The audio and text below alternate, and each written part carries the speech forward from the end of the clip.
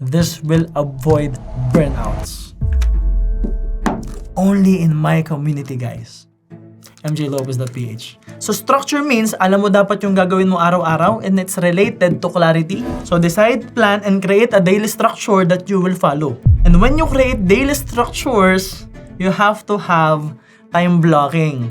So for example, pag mag-gym ka, pag sinabi mong isang oras ka lang sa gym, isang oras ka lang sa gym. Pag sinabi mong 30 minutes ka sa CR, 30 minutes ka sa CR. Kailangan naka-time yun lahat. At kailangan naka-focus ka doon. So akala mo marami kang natatapos, but in reality, hindi ka talaga productive. Kasi wala ka talagang natapos. Sa utak mo lang, ang dami kong ginawa. Ang dami mong ginawa ng sabay-sabay. Kaya sabaw ang resulta.